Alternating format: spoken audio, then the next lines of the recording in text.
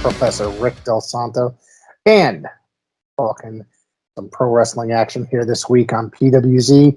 I am joined by John Peck of Shocking Things Podcast. John, how's it going, my friend? Very good. How about you, Ricky? Oh, man, it's a blast. We had another great NWA show this week with POWERRR SURGE, and then we're going to get into a little Paradise Alley action. They got a big show coming up this Saturday. So, POWERRR SURGE. This is episode number 4. They usually do this on the 4th week of the month for Fight. This, in my opinion, has been the best episode of POWERRR SURGE, in my opinion. It was formatted a little different. A little bit more. It was actually more action and less interviews. I don't even think Austin Idol made an appearance this time. No. That's rehearsals. no. So it was this style that they did, I think, would make for a good secondary program, in my opinion. I think that it's not, it's $5 on Fight for 4 episodes, which isn't too bad. You're getting you're getting 3 brand new episodes and 1 episode of POWERRR SURGE every month. So I mean, this would be like a good secondary style program, in my opinion, to try to get people interested in purchasing the Fight subscription. Like if they put it on their website or YouTube or what have you. Yeah. You know what I mean? Because before they relaunched, what was it, this past spring, they took basically every piece of content they had down. You got everybody was wondering on YouTube. They took it off of YouTube. Yeah, and then just relaunched on Fight, put it all up there on Fight. So I mean, what did you think so far of this episode? I thought it was good. I thought it flowed well. You weren't bored, the way the segments were done. I thought between the matches, Joe Galli talking, setting up the next segment, the start with Billy Corgan being interviewed. I thought it was done very well. My friend Billy Corgan. Yes. No scarf this week. No. I like Joe Galli. I think he's actually a really good commentator, and considering I don't know if he did anything outside of, like, say, the NWA, and I think he did Championship Wrestling from Arizona or something to that effect. Oh, okay. I didn't know that. United Wrestling Network. Yeah, and that's probably where I first heard him, was there. So the first match, I thought this was a really decent match, was Jeremiah Plunkett and Marcel Rocket. And Jeremiah, the fans love that he's from Tater Peeler, Tennessee. They're very excited to chant that. Right? That's actually pretty entertaining. This match, I like the Jeremiah Plunkett. Actually, I like both guys. I think they're really good. Jeremiah Plunkett, I think he's known in the Alabama area, in the indie scene out there, if I'm not mistaken. Somebody I know was talking about him not so long ago when he got the shot in the NWA, and I thought he's pretty entertaining in the NWA, I think, and this was a pretty solid matchup.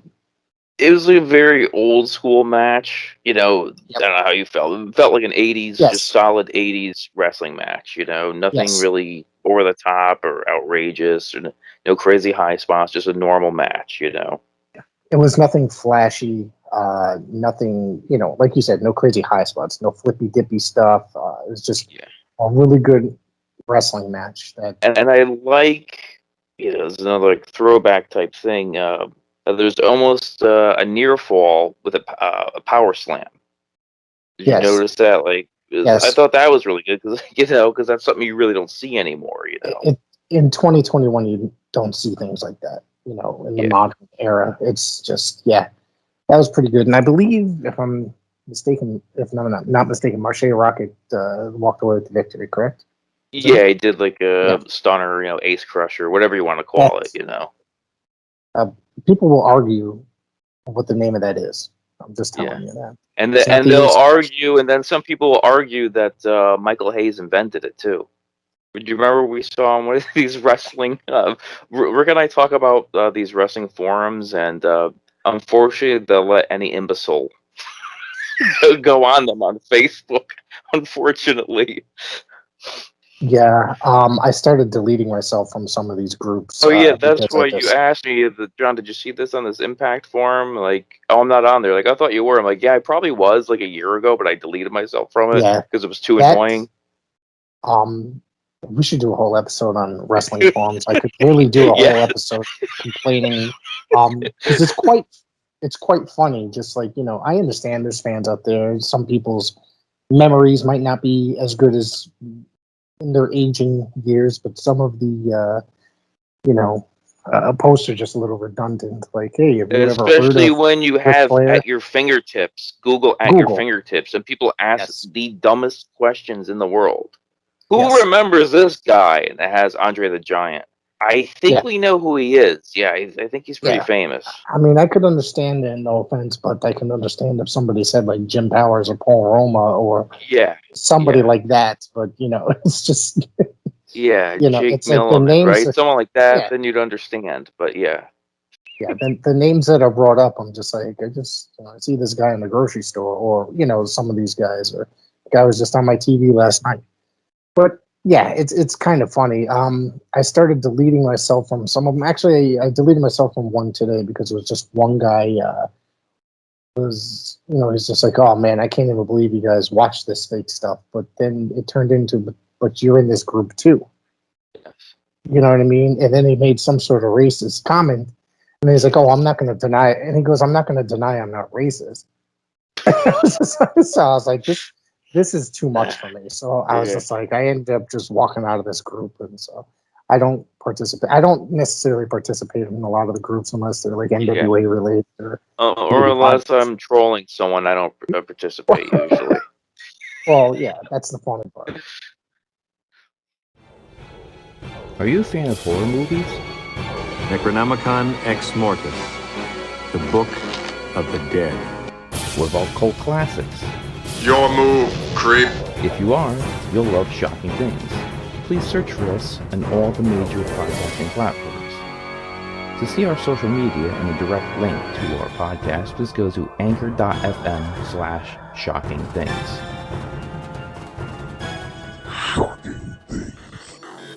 Hey everyone, you want to listen to the best in pro wrestling talk? Tune in to the Top Rope Report podcast with Mr. Trivia and the Nugster Greg every Sunday, 6:30 p.m. on TalkShoe.com, Anchor, Spotify, Google Podcast. Join us as we discuss WWE, NXT, PAPW Independent Wrestling, and a whole lot more. It's the Top Rope Report, the best in pro wrestling talk. So where do we go from here? They showed the press conference with Arquette and Josephus next, right? Which I liked because with Billy Corgan, he was talking earlier, like that's the first segment you see Billy Corgan being interviewed. He talked about how he became close friends with Josephus Right. and how when he was working for Impact, Mhm. how he tried to get him in there, and people in Impact, they didn't see anything in him. If you watch that press conference with David Arquette, I thought he was really, really good in there. Yes. I don't know what your opinion is with Joseph, but he was like I think very he's great. serious. Yeah. Yeah. Just the way he's talking to David Arquette, like basically, and he's like making fun of him, saying you're an actor, and he pulls out what's that terrible With movie the he was in, Ready to Rumble. He goes, "You're not a VHS. wrestler." Yeah, he pulls that out. I mean, that was a really good segment, I thought. And Yeah. when you watch that, it's like they should be doing more of that in wrestling. The way that it's done, very serious Right. to hype up a big event. Right. Yeah, I was a fan of Josephus, and I think that didn't he wrestle Tim Storm in the Impact Arena after Corgan had left and after Dixie sold it? I believe I could be. I really off. don't remember, to be honest with you. This might have been an empty arena match. I could be. My details might be a little off, or completely off, for all I know. But some of the timeline that Billy was talking about in that press conference, did he work there when it was still called TNA? Yeah, because he said TNA. I'm pretty sure it was still Impact when he was in there. It I was. think it just. turned into Yeah, I Impact thought. Wrestling. Okay, because I remember. I think he got in right after they were trying to do that Global Force merger, and then that fell through with Jeff Jarrett, and then it turned into just Impact. That's probably one I of the think that he worst came in right mergers. after that point. That was probably one of the worst mergers that had happened because they started promoting the whole Global Force thing, and then the thing An didn't go through. invasion, and then then Jarrett had a falling out with him, and then they had to start all over again. Well, that's the thing. The thing that Impact seems to keep doing is starting over. Yeah, they probably had at least 20 restarts over the years, right? And 20 different changes the colors of the logos. Keeps going back and forth, the blue and It's white, usually and then blue or red red. and white. Yeah, and it keeps going back and forth. Then they had with the Global Force, they had I like the neon green and blue when they did that. Yeah, and I think from what I know we're getting off subject here, but one of the things about that is that it's they when the whole merger fell through, I think it was what's his face that they had all the rights to his video footage, and he was suing them for it, and they had Anthem, is that the company you're talking about? probably and I think Jarrett was suing them, trying to get them back, and they had them on the Impact Plus app, and then to make space on the hard drives, the servers, they deleted them all. So all those files are missing. That's really freaking bizarre. That was just. You can still find some of that footage on YouTube, though. There's like single matches. I don't know about full episodes. I've heard that there was like a lot of empty arena. Well, not empty arena, but damn near empty arenas when they did TV they're tapes filming in stuff. Las Vegas a lot, right? I believe at the time that's what they're doing a lot of their filming. Tell me this, think about this. And baseball arenas, because Jeff Jarrett has, for whatever reason, he has this partnership with the minor league baseball stadiums. Okay, that's weird. They tried doing one in Bridgeport, Connecticut, but it fell through. I don't know if you knew that. They tried doing one, but I don't think there was enough advanced ticket sales, I'm assuming, so it got canceled. Yeah, because nobody knew what it was, and a lot of it, you gotta think, like, the people that would have watched that stuff would have been like really diehard wrestling fans. Yeah. So that's very bizarre. I forgot where I was going to go with that. Anyways, so yeah.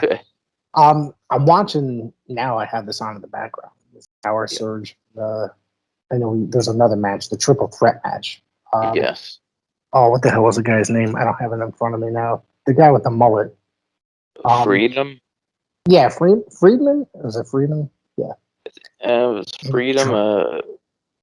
Jordan Oliver. Oh, shit. What's the other guy's name? Jordan Clearwater versus Papw versus Rush Freeman. Papw and Rush Freeman. Yep. This NWA has this thing. They have to have at least on one of their shows a triple threat match. Yeah. And it's driving me insane. I know. And of course, somebody has to disappear for 5 minutes during the match, of course, at all times, right? Right. It's always a staple.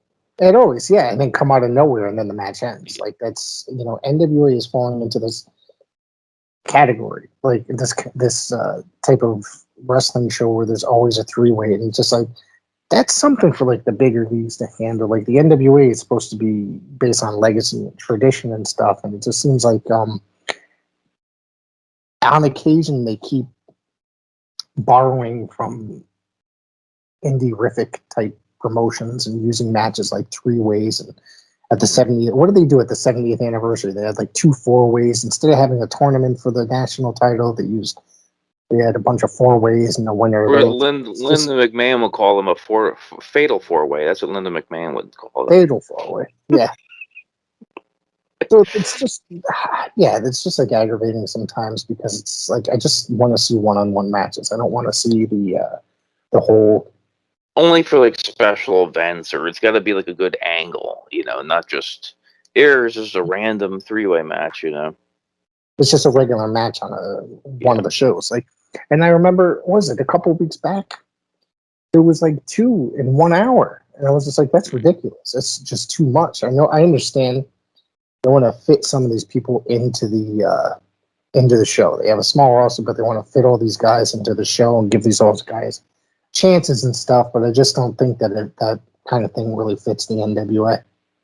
Yes, I agree. So Josephus and David Arquette. What do you think of David Arquette as a wrestler? Let's be honest here. I didn't finish it, but the other night I was actually watching some of that documentary, You Can't Kill David Arquette.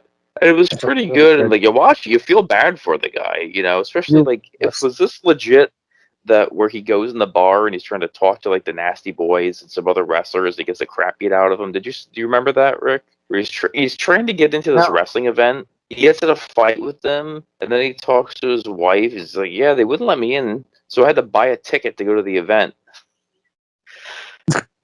That's weird. That's really weird. Then I don't remember that part.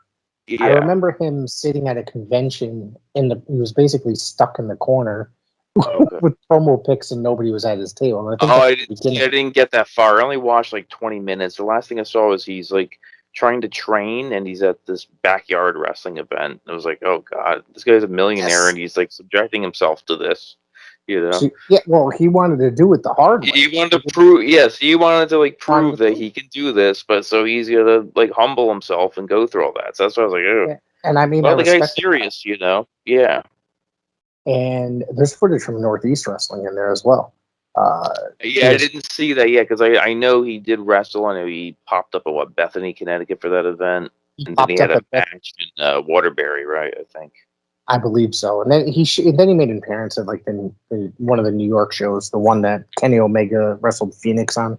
Oh, okay. The thing about he cut a promo. They cut an angle. Him and what's his face, Brian Anthony, at a restaurant in New Haven over there in Long Wharf, Bratzi's. Oh, okay. I go there about once a year with my wife's family. It's a really, really nice place, and the food. Yeah, I haven't been there in a while, but yeah, Laura used to like to go there. Yeah, it's a really great place, but it's kind of funny. It was just like, dude, I'm just like and they were sat in the area because they always usually use it for like a family gathering of some sort. So they always rent out that one room, and that's the room that they shot the angle in. So that's funny. Yeah, it was kind of entertaining, but I thought this was overall a good match. I'd like to see. I don't know. I'm sorry. That's all right. Is he going to continue to wrestle now that like the pandemic is basically over? I wouldn't say over, but I mean, start again. He made his documentary, so I think that's his goals accomplished. I don't see him. That was the real reason I believe why he did all of that. I'm assuming. I don't know, man, because he still goes online and talks shit now again to RJ City. Well, that's right. Wrestling Championship Wrestling from Hollywood as well. That's right. We'll have to see. So this we got now. This wasn't just a singles match. This turned into a tag team match. Right, yes, Rick? It was Tim Storm and David Arquette and Josephus and was that Hollywood? Is that who that was? Who the woman that's with him? With his what's her name? I don't remember her name. But they just referred to as his advisor, right? His spiritual advisor. Right. Yes. Yep. That was really Andrew Dice Clay would say about her. She's a cute bald chick. You're into that. But yeah, this was I really liked it. This is where they ended up cutting Josephus's hair. You ended up getting hair stuff. That was the stipulation. Yeah. Yeah. I like. Well, there's a few things about this I like. The way they booked this was the complete opposite of the way WWE booked the Bad Bunny for WrestleMania, because they put in a celebrity, Bad Bunny, in there, and he's actually hanging with professional athletes. Yes, right? You mean like being able to compete and stuff. Yeah, like he's actually going toe to toe with the Miz. Where in this, you're seeing, the way it ends, where David Arquette's he's having a very hard time, so he has to, tag in, have a hot tag Tim Storm, and then Storm does really all the work. So they show that. So basically, like, look, David Arquette, he's trying, but he's not at the level of Tim Storm, and then Tim Storm then just tags him in to do, the splash of the rope, top rope to win. But they're telling you, look, he's good, but he's not at our level. You know, which I thought was really good that they did that. Yeah, I thought that was very well done.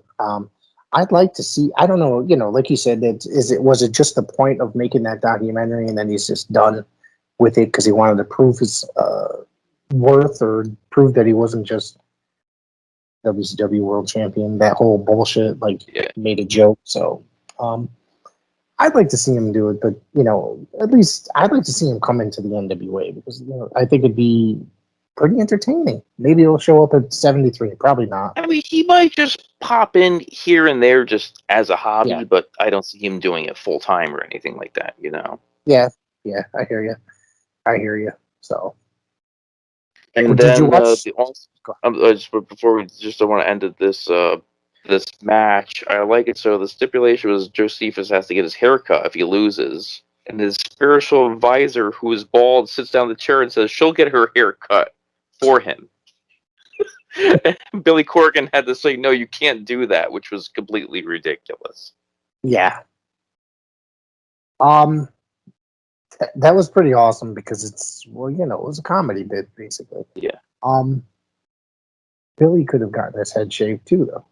Yeah. Yes. Anyways, It's a scarf match. That would be. He wouldn't be happy though if he lost.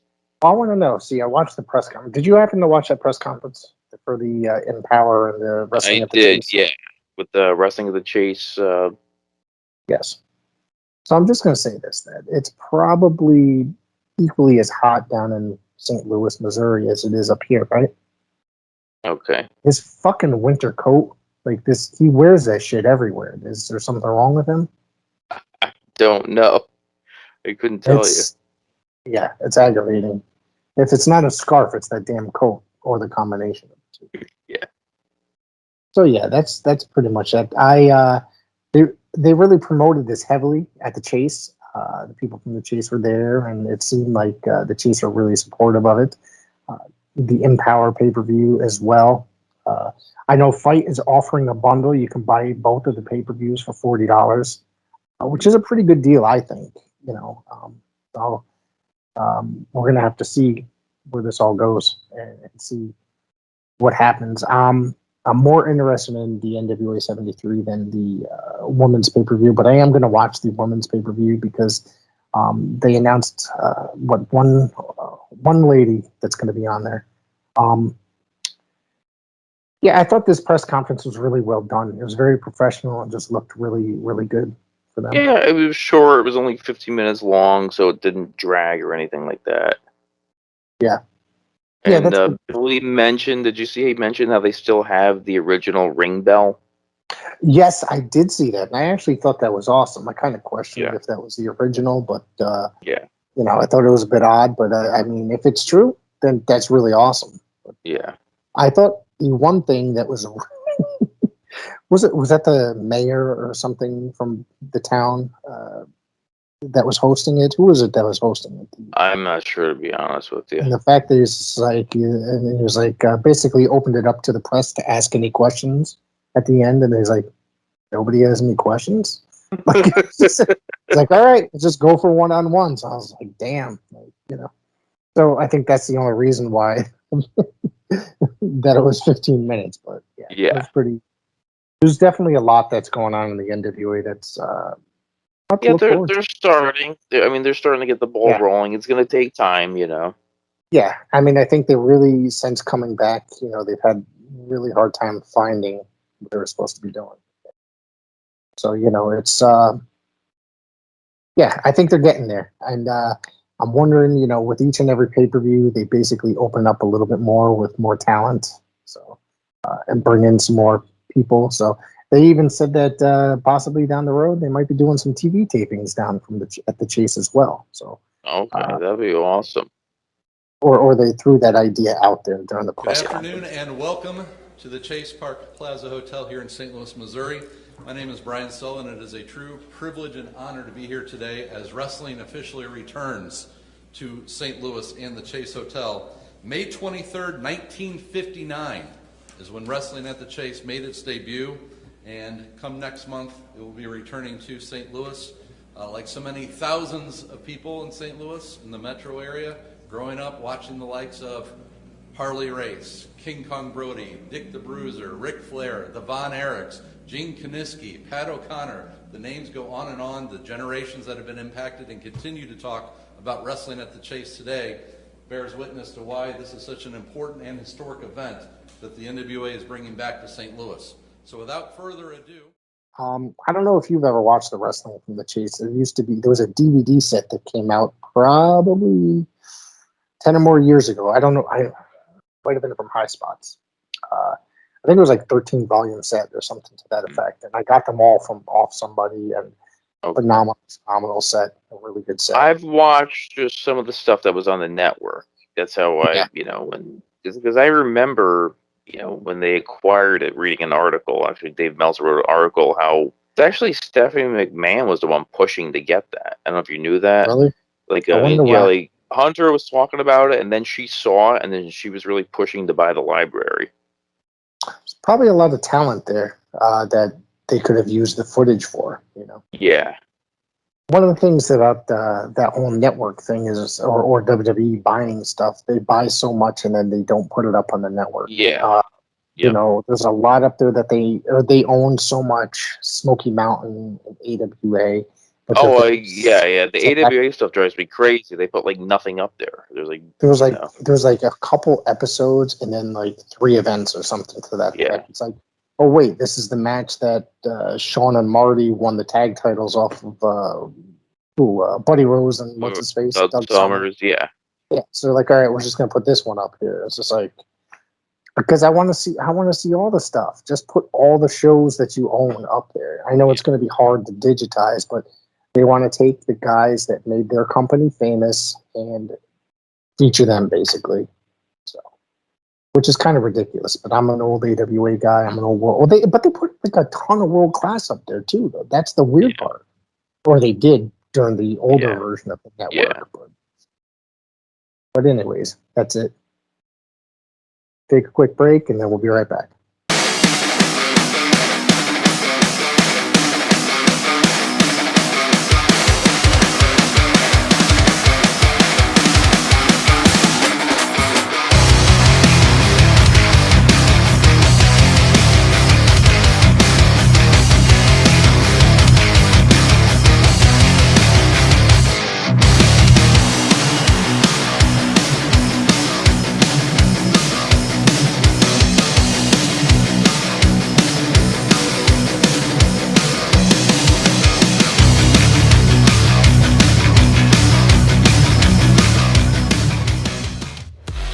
Hey everyone, you want to listen to the best in pro wrestling talk? Tune in to the Top Rope Report podcast with Mr. Trivia and the Nugster Greg every Sunday, 6:30 p.m. on TalkShoe.com, Anchor, Spotify, Google Podcast. Join us as we discuss WWE, NXT, PAPW Independent Wrestling, and a whole lot more. It's the Top Rope Report, the best in pro wrestling talk. All right, everybody, we're back. This weekend, Paradise Alley is holding their final event at the training facility. At least, for a while. They've been running there during the pandemic because they couldn't run out in bigger halls, bigger events, and stuff like that. So this one is going to be the final one, or the final regular show there. I have a feeling they're going to go back to doing the alley fights. I have not actually heard anything, but I just have a feeling that that's what it's going to be. I have the match card here. John, if you want to step in and say anything about it, you're more than welcome to. This match is a really good match coming up. Team España taking on the Haven. The Haven, Jay and Sean, a really good tag team, Paradise Alley students, and I think this will be a fun match. Anything, John? Or Team España, that's Jose and Jose B. Is that? Yes. Yes. That's okay.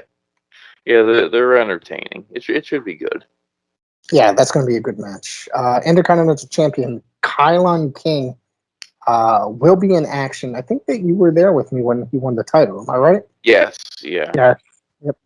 So he's He going to be has in action. potential. He's definitely, you can see, like, he definitely has potential to be something in the future. He's really good. He's really, really good. I really like him a lot. I think he's, like I've said it before, I think that he has all the potential in the world to become a star. This is a match that I'm really looking forward to. High Voltage Omar and Steven Garcia. This is that's going to be a really good one. I'll list this one later. The Brick City Boys coming back. No opponents named for them as of yet. I'm not really intensely familiar with them. Marcel Williams is going to take on Vlad. Vlad, of course, at the last, not the last event, but no, it is the last event on Facebook Live. He attacked Marcel Williams after the match with Flash, and basically he said he wants Marcel after Marcel announced his retirement. We have a promo we're going to be playing here with Matt DeCourt and Marcel Williams. Check this out. Ladies and gentlemen, I am here with Showtime Marcel Williams. Showtime, I know in the past you and I haven't always seen eye to eye, but we had a nice talk before this, and you know, I appreciate you making me feel comfortable, and I have to say I'm honestly glad to see you back here in Paradise Alley Professional Wrestling. Hey, I'm glad to be back. I'm kind of fortunate to be here sitting down with you. This is like your first, well, you did the one with Flash a few months ago, but this is the cool deal where I sit down, we get intimate and talk about what's going on in PAPW. But what's up, Matt? What's going on? Not much. And, you know, again, it's been great to see you back, but one person that I'm sure you probably didn't want to see back, and I'm not sure the fans wanted to see back either, is Vlad. I was surprised about that, but then there's no surprise. I'm just gonna be real about it because I seen all the videos that he put up taunting, saying that I'm a fraud, and you know the fans loved it or whatever it is. Whether the fans loved it or not, it's not about my past. We all know the past. We all know the story. We all know the story, don't we? We all know who Showtime Marcel Williams is, but we also know how Vlad is, and you know why? Because what did he do to get his championship shot against Matthias? What did he do? He basically busted in every event he could and assaulted him, more or less. From behind, right? Yep. And what did he do to me? Pretty much the same exact thing. Same exact thing. So that just proves that you're a coward. And that's what I see you as, a coward. Yeah, we are friends. Yeah, we do have a past. But at the end of the day, you are a fraud. You're the main fraud. Because while I'm man enough to be here every time for PAPW, you come in from behind and attack anybody and whoever you please. So Matt, he did throw the challenge out there, July 17th, which is, what, is this Saturday, right? That is this Saturday. Okay. Yes, sir. So, this Saturday, Vlad, I want you to bring your wrestling clothes that you never use. I want you to put them on because I'm going to have mine on. And we'll be one-on-one in this very building, in this ring. And I accept your challenge because me and you, we're going to squash this. And we're going to end this. And I'm going to send you back to your own fantasy world. And that is a cubicle. Because that's where you've been at. And that's where you're always going to be. You got that, man? I got it pretty loud and clear, Showtime. That is very direct. So usually around this time, Matt, because I know you're supposed to be interviewing me, and I appreciate that, because now I'm hot now. Usually I say chump suckers out, but the biggest chump sucker is Vlad, and I'm going to see you this Saturday. All right, there's going to be, this is one that, this is going to be a pretty good one. Bloodsaw with a mystery partner going to be taking on Lucas Chase and Big Jim Anderson. Not sure who that mystery partner is going to be. Lucas Chase actually made an appearance on AEW Dynamite last night. I'm not sure who says. He's one of the guys that was coming out carrying Darby's coffin. He was like right up in the front. So good for him. He's actually doing some training down in Dustin Rhodes School. Oh, okay. I didn't know. Yeah, AEW's been getting a lot of the PAPW guys to do some work there, so that's really good. I believe on Dark, Fox Vineyard was on there. He's made some Paradise Alley. I think this was last night's dark. No, not last night. The night before. This past Tuesdays. Mm-hmm. He's been at many Paradise Alley shows. Trying to think who else was there. Waves and Curls have been there. Rick Recon. I know there's been some others that have made some appearance. So good for them. It seems to be the theme for the evening. I'm going to tell you this. This is let's see, Matthias and Insanely Rude are taking on Collusion. That's Maxim Morozov and Zafar, the mystery partner. Who's that mystery partner? A lot of mysteries in this event, it seems. Huh? Yeah, I know. This is going to be a wild event, huh? I wonder if it's going to be Mario Mancini gonna, this special No, guest, but no. I have a feeling he'll be I have a feeling. I don't know. This is not being confirmed to me that he'll be in the Rumble in Paradise match. Okay. 2 years ago, I know he made an appearance there. Last year, the Rumble did not take place because of COVID-19. Okay. Yeah. So, in this match is going to be probably the best match of the night. Flash Waller taking on Colossal Mike Law. Are you familiar with Colossal Mike Law at all? I'm not. So let me get this straight. Dustin Waller, you are the new golden boy of Paradise Alley Pro Wrestling. The guy that Paul Roma's all of a sudden decided he's going to put all his money on. And what a shame, how humiliating, how embarrassing is it going to be when you face me, Colossal Mike Law, and I embarrass you and humiliate you right in front of your very own trainer. For 16 plus years, I've been in this business and I've seen them all come and go. I've seen guys like yourself come in, be all hot, all of a sudden everyone's on their ass, and all of a sudden everybody wants to talk about them and tweet about how great they are. No one's ever given me that. No one's ever given me anything that I haven't taken or earned myself. And PPW will be no different, I will assure you that. I am better than you. I will showcase to each and every one of those fans, the promoters, and to your boy Paul Roma, exactly that.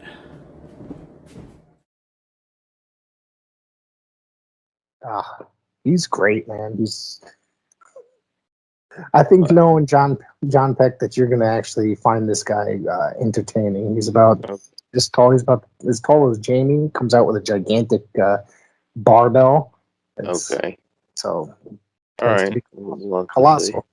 Yeah, really good guy as well. So that's So he's like, you're saying he's basically like the giant Paul Lauria? Exactly, kind of like that. Okay. Yeah. So, yep. Anyways, Johnny, do you have anything else you want to speak about today, this week in wrestling? I did not. Oh, I watched some of AEW. I didn't watch all of it, though. I didn't get a chance to. I only watched like literally what the first match is just Moxley versus Carl Anderson. I hated that match. I really did. I thought it was just. I mean, I'm like indifferent to it, to be honest with you. It wasn't great. It wasn't terrible. Just there. You know what I mean? I guess I should say I'm indifferent to it. Yeah. I like Carl Anderson. I'm just tired of watching Moxley. He just bores me. It's because we had a discussion before. It's like he was really good as Dean Ambrose, and then when he came as Moxley, it's like he started off pretty good, and then it just as time went on, he just got worse and worse. It seems. I don't know. And I feel bad. I mean, it's like I liked him a lot in WWE, and I've seen him a little bit in the Indies, but not like CZW stuff I saw before. Yeah. Yeah. And I'm not saying, and I think he made a couple appearances for Ring of Honor too back in the day. I'm not saying I really hate the guy, but it's just not delivering the way that it really, really should be. It seems like he's phoning it in, like what I mean. It's just kind of like he's comfortable. He knows nothing's gonna happen to him. He's not gonna get fired or anything. So it's just like, just show up, give minimal effort. That's what it seems like to me personally. To your dad, I mean, he's probably like, well, this is better than going back to WWE, which some people that he will. I know he hated having to memorize scripts. He couldn't stand that, Yes, I read that. I heard that on a podcast. I'm trying to think maybe Jericho's podcast. And I think it was. And every time he got a script, he tried to go talk to Vince. He said, and then literally, then he had to go behind his back and try and get the writers to do it. Because Vince didn't want to hear him. Yeah. Well, I mean, you can't really blame them. These script writers, just people are basically talking like robots out there. They talk in ways that nobody's going to freaking talk. You know, doesn't make a lot of sense. All right, John, you got anything else this week? That's it. If you want, for my podcast, Shocking Things, Rick is going to make an appearance. We talk about this good, terrible movie. It's both, right? It's both good and it's terrible. It's called terrible. Grunt, Yep. with an exclamation point, the wrestling movie. It's a really fun movie. If you want to watch it beforehand, it's on Tubi for free. So Rick and I, we go over the movie. We talk about, you know, some of the actors in it, some of the wrestlers mainly. That's the focal point that we really talk about. So I think if you're a wrestling fan, you'll get a kick out of it, especially an old school wrestling fan. With the names in there, like Exotic Adrian Street is in there. Who else is in there? Rick, off the top of my head, Spivey, Jack Armstrong. Yes, yeah. Victor Rivera, which Yes. John Montego Guerrero. Tolis. Yes. Yeah. So yeah, it's fun. So if you're a wrestling fan and a cult movie fan, you'll get a kick out of it. So just search for Shocking Things, you know, in, wherever you listen to podcasts. I'll put a link down in the description as well. All right, everybody.